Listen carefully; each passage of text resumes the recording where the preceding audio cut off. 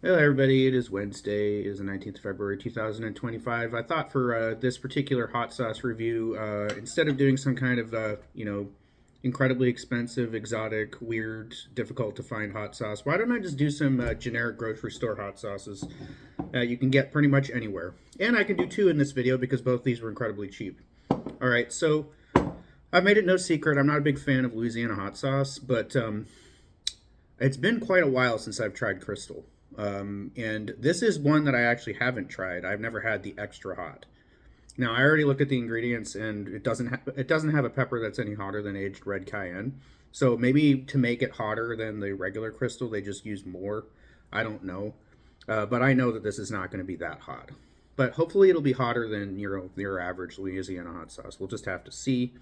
And I hope by virtue of the fact that maybe there's more pepper in this, that it's not as thin as your typical Louisiana hot sauce. But I don't know. Shaking it up, it's looking kind of watery. But I'm not going to prejudge. I already know that's the style of Louisiana hot sauce, so I went in with a bias against that texture. Anyways, the ingredients to this are aged red cayenne peppers, distilled vinegar, water, salt, natural flavorings. I don't know what that would be. Xanthan gum. Okay, so there's nothing in that that's not in every other Louisiana hot sauce in existence. I guess the real question of whether one of these Louisiana hot sauces tastes good is like, do they get the right balance of salt, vinegar, and pepper? Because there are a lot of Louisiana hot sauces that are way too salty for me, and there are a lot of Louisiana hot sauces that are way too vinegary for me.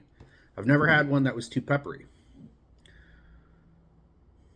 Okay.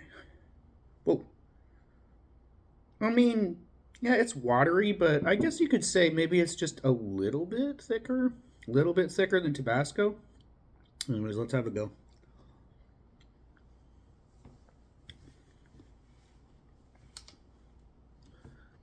Hmm. Not too salty, very vinegary. There is some real heat in there. There is some real heat in there. I mean, I'm at least a two for that.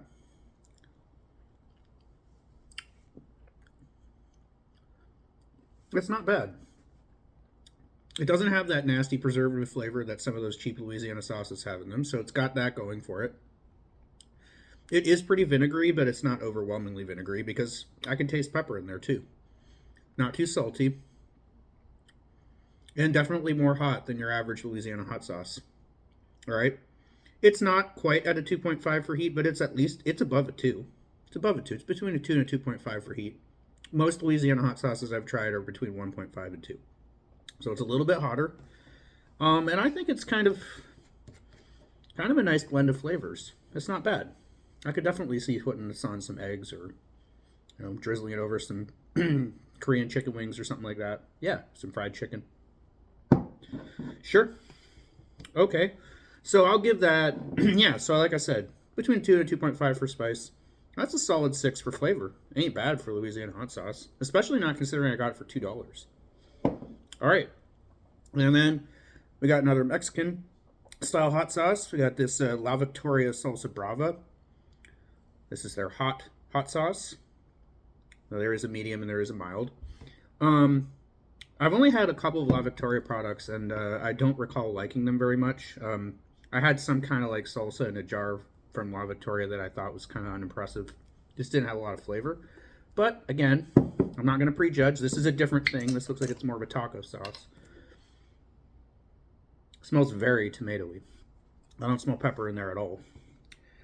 So the ingredients are water, tomato puree, jalapeno peppers, onions, and then modified cornstarch, salt, distilled vinegar, spices, garlic, citric acid, sodium benzoate, puree. I need to pause for a second. All right, let's have a go.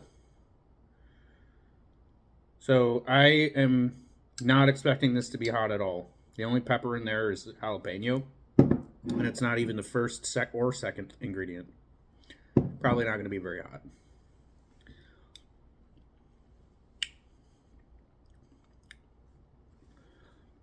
Well, that just tastes like passata, like tomato puree. That's not a hot sauce. That's pitifully not hot. Yeah, I mean, I feel like I just I feel like I just opened a can of Campbell's, like, so they're a spicy tomato soup or whatever, which also isn't spicy, but like there's like the tiniest, faintest hint of spice in that. But honestly, for all intents and purposes, this is just a tomato sauce, and it is not good to eat by itself. And I honestly, I don't know, like other than maybe like adding it to an enchilada sauce or putting it in tomato soup, or I don't know. I just don't know what I would want to put this over. I mean, I wouldn't put this on a taco. I wouldn't put it over nachos. I wouldn't put it on a burrito or in one. It's just, I mean, it's just really, really tomatoey. I don't know. Not a good hot sauce. Not hot. Doesn't taste very good.